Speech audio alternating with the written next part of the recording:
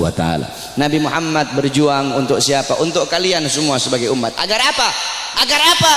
Agar iman sampai. Agar apa? Agar Islam sampai. Agar apa? Agar masjid sampai. Agar apa? Agar ulama sampai. Agar apa? Agar kiai sampai kepada kalian. Agar ilmu agama sampai. Agar tauhid sampai. Agar syariat sampai. Agar seluruh ilmu-ilmu itu sampai kepada kalian. Tetapi setelah itu semua sampai, malah kalian sia-siakan. Setelah sholat sampai, malah kalian belakangi. Setelah takwa sampai, malah kalian campakkan. Setelah syariat sampai, malah kalian campakkan. Kalian mengambil budaya barat, kalian mengambil orang-orang barat sebagai teladan kalian, sebagai pedoman kalian, sebagai pedoman anak-anak kalian. Kalian tinggalkan Nabi Muhammad SAW.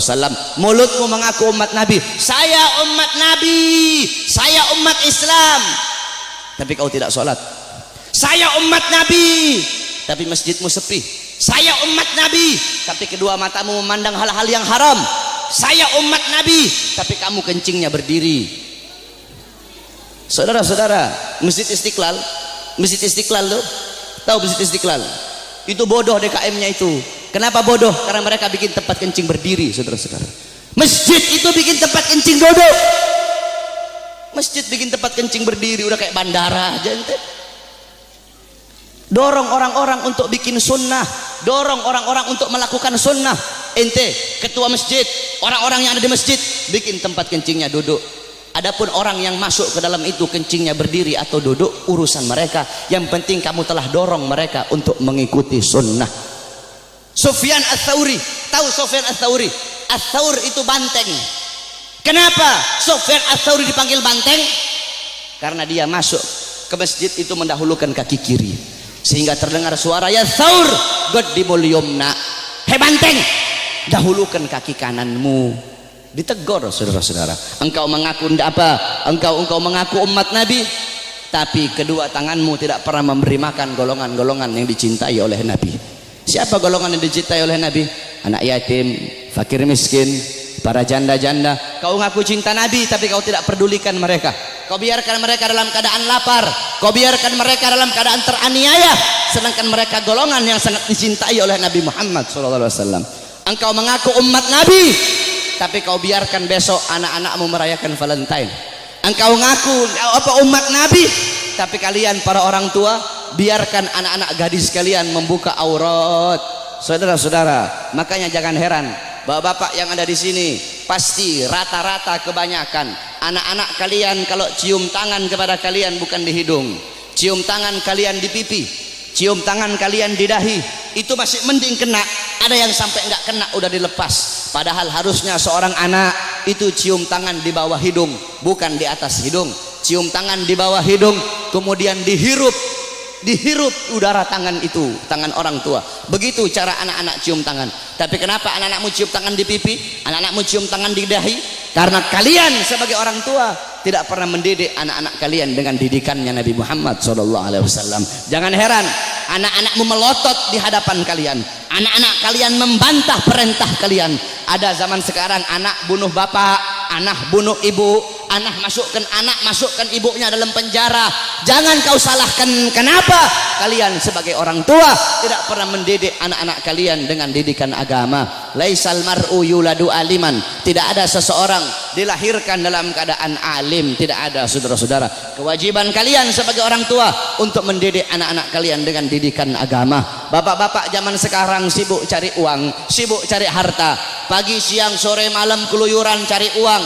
Untuk apa? Untuk ngasih makan jasmani anak-anaknya. Untuk apa? Untuk memberi makan jasmani anak-anaknya. Tetapi lupa kalian beri makan jiwa, hati, tidak apa. Jiwa anak-anak kalian, hati anak-anak kalian, ruh anak-anak kalian lupa kalian kasih makan.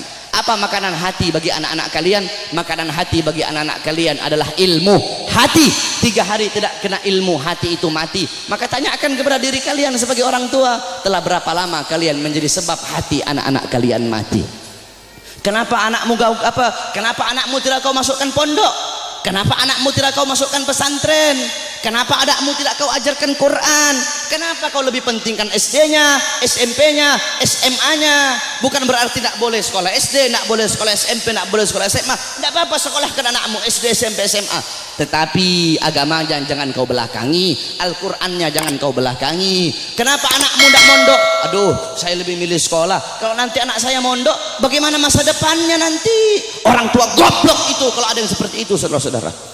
Kalau anak saya mondok, anak saya jadi ustadz, anak saya jadi Quran, jadi ahli Quran, gimana masa depannya nanti? Gimana nasibnya? Orang tua goblok itu kalau ada yang seperti itu, saudara-saudara. Kau lihat zaman sekarang, SD, SMP, SD udah tahu mabok, SD udah tahu melacur, SD udah tahu zina. Itu SD. Bagaimana SMP-nya? Itu SMP. Bagaimana SMA-nya? Saudara-saudara, jangan kau pentingkan pendidikan dunia anak-anakmu, tapi lebih pentingkan pendidikan akhirat anak-anakmu. Didik dengan didikan Nabi. Adabani Rabbi fa ahsana ta'dibi.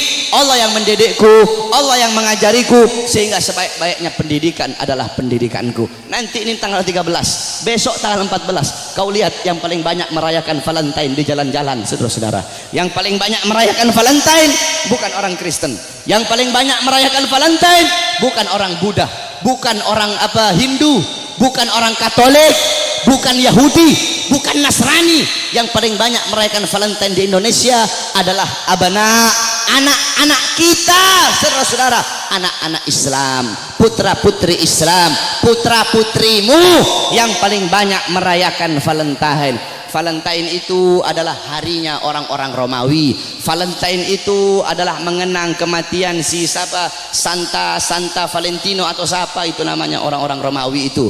Man tashabbaha biqaumin fahuwa minhum. Kata Rasulullah, barang siapa yang mengikuti suatu kaum, maka dia sama dengan kaum tersebut. Engkau mengikuti orang Romawi, engkau mengikuti orang Barat, engkau mengikuti orang kafir, mengikuti budaya mereka, mengikuti adat istiadat mereka, mengikuti hari-hari besar mereka, engkau sama seperti mereka. Mereka dilaknat, engkau pun akan dilaknat oleh Allah Subhanahu wa taala. Memang betul kata Nabi Muhammad. Nabi Muhammad sallallahu alaihi wasallam, beliau pernah bersabda, la taqumus saah. Kata beliau, tidak akan terjadi hari kiamat, kata beliau, hatta sehingga kata beliau, ta'khuda umatku itu mengambil jejak, umatku itu mengikuti jejaknya siapa? Jejaknya orang-orang sebelum mereka. Jejak orang-orang sebelum mereka, kata Nabi Muhammad sallallahu alaihi wasallam. Shibran bi shibrin, sejengkal demi sejengkal, kata Nabi Muhammad. Wa dhira'an bi dhira'in, sehasta demi sehasta, kata Nabi Muhammad. Fakila, kemudian ada di situ salah satu sahabat yang berkata, ya Rasulullah, maksudnya apa maksudnya kurun golongan-golongan sebelum mereka itu, apakah mereka ya Rasulullah, kata salah satu sahabat, apakah orang Persia, Warum dan orang-orang Romawi? Apa kata Rasulullah sallallahu alaihi wasallam? Siapa lagi kalau bukan mereka? Lihat, yang dikatakan Nabi Muhammad sallallahu alaihi wasallam betul.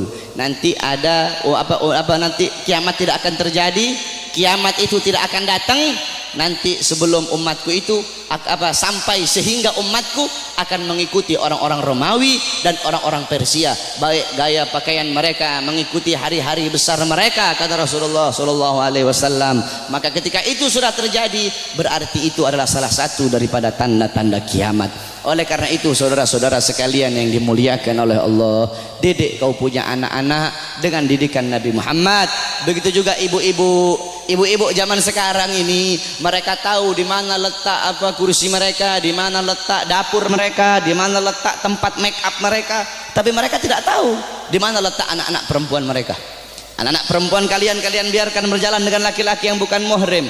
Anak-anak perempuan kalian biarkan telanjang. Anak-anak perempuan kalian biarkan membuka aurat. Saudara-saudara, Hadramaut melahirkan para aulia. Bumi Hadramaut itu melahirkan para wali, melahirkan para aulia, fuqaha, ulama. Kenapa? Itu tidak terlepas dari wanita-wanita yang ada di sana. Bagaimana wanita yang ada di sana? Wanita yang ada di sana seumur hidup mereka cuma keluar 3 kali. Seumur hidup mereka keluar cuma 3 kali. Pertama, ketika mereka masih kecil, keluar bersama bapaknya. Kedua, ketika mereka sudah menikah, keluar, diambil oleh suaminya, keluar dari rumahnya. Ketiga, ketika mereka mati, keluar, diantar ke kuburnya. Itu seumur hidup 3 kali mereka keluar rumah. Makanya jangan heran kenapa wanita-wanita di sana melahirkan wali-wali, melahirkan orang-orang soleh, melahirkan wali songo yang datang bawa Islam ke Indonesia, berasal dari sana. Kenapa? Itu tidak terlepas dari kesolehan, ketaatan, kezuhudan wanita-wanita yang ada di sana. Oleh karena itu para wanita-wanita, para istri-istri, ibu-ibu, jadikan Sayyidatuna Fatimah, Sayyidatuna Khadijah, Sayyidatuna Aisyah, Ummu Salamah, Ummu Aiman, Ummu Sulaim, Siti Khansa, Siti Mutiyah, wanita-wanita di zaman Nabi, wanita-wanita mulia, jadikan beliau-beliau sebagai uswahmu, sebagai teladanmu, sebagai pedomanmu, agar kau bisa mendidik anak-anakmu dengan didikan Nabi Muhammad. Insya Allah dengan duduknya kita di sini, Allah kasih kita keberkahan, Allah kasih kita Allah kasih kita maghfirah, Allah kasih kita rahmat.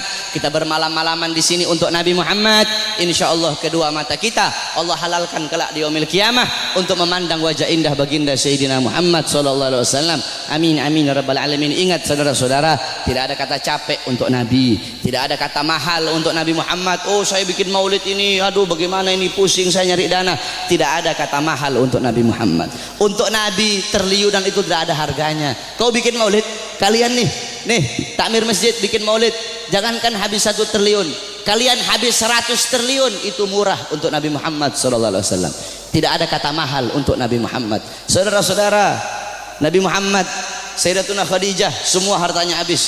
Sayyidina Utsman, Sayyidina Umar, Sayyidina Abu Bakar, sampai-sampai sebelum Sayyidatuna Khadijah meninggal, apa kata beliau? Wahai suamiku, hartaku semua sudah habis. Nanti kalau aku mati nih, kamu butuh uang, kau gali kuburku, ambil tulang-tulangku, kau jual untuk Islam. Sampai segitunya, tidak ada kata mahal. Nah ini kita kadang untuk Nabi kita capek, untuk Nabi ayo udah kemalaman nih, tidak ada kata kemalaman untuk Nabi. Aduh mau ngaji, aduh hujan nih, tidak ada kata hujan untuk Nabi Muhammad. Aduh mau pergi maulid jauh, tidak ada kata jauh untuk Nabi Muhammad. Nanti yang jadi banci ente. Untuk Nabi capek, untuk Nabi jauh, tidak ada kata jauh untuk Nabi Muhammad. Pakai gaya-gaya, pakai baju my trip, my adventure, tetapi hadir-hadir di maulid tidak mau, sholat ke masjid tidak mau. Banci itu, bukan laki-laki itu, saudara-saudara. Oleh karena itu sekali lagi, para anak-anak muda, jadilah kalian anak-anak muda yang baik, jadi kalian anak-anak muda yang bagus. Jangan kau ikut orang-orang Yahudi, jangan kau ikut orang-orang Nasrani. Mereka tidak bakal bikin kau baik, mereka tidak bakal bikin kau bagus, mereka bakal bikin kau buruk, mereka bakal bikin kau terjerumus ke dalam kezaliman, terjerumus ke dalam maksiat, mungkarat, dolalat, sayyiat. Karena apa saudara-saudara? Nasib desamu nih, nasib kampungmu semua ini ke depan, nasib masjid ke depan, desamu ke depan, itu tergantung anak-anak muda. Kalau anak-anak mudamu baik, ke depan kampungmu jadi kampung yang baik. Tapi kalau anak-anak mudamu rusak, anak-anak mudamu bangsat, ke depan kampungmu akan jadi kampung yang bangsat. Kalau negara sekarang ini anak-anak mudanya baik, kenal Nabi, ke depan negara ini akan jadi negara yang baik. Tapi kalau anak-anak mudanya narkoba, anak-anak mudanya judi, anak-anak mudanya melacur, anak-anak mudanya mabuk, ke depan ini negara akan jadi negara bangsat, saudara-saudara. Tetapi kita berdoa kepada Allah, semoga Allah jadikan ini negara-negara aman, ini negara jadi negara yang baik, jadi negara yang makmur. Makmur bukan karena pejabatnya, makmur insya Allah karena doa-doa para ulama dan doa para solihin. Amin amin ya rabbal alamin. Ya Rabbana syarifna wa karimna bi ru'yati Sayyidina Mustafa. Ya Rabbana syarifna wa karimna bi ru'yati Sayyidina Mustafa. Kita doakan para ulama kita, para guru-guru, para ulama, para ustadz, para murabbi kita, semoga Allah panjangkan umur beliau-beliau, karena beliau-beliau pewaris Nabi, penyambung lidah Nabi, penerus perjuangan Nabi. Semoga Allah panjangkan umur-umur beliau, Allah permudah urusan dunia akhirat beliau, Allah sehatkan jasmani dan ruhani beliau, sehingga ilmu-ilmu beliau bermanfaat untuk kita semua. Amin amin ya rabbal alamin. Wal afu minkum. Wassalamualaikum warahmatullahi wabarakatuh.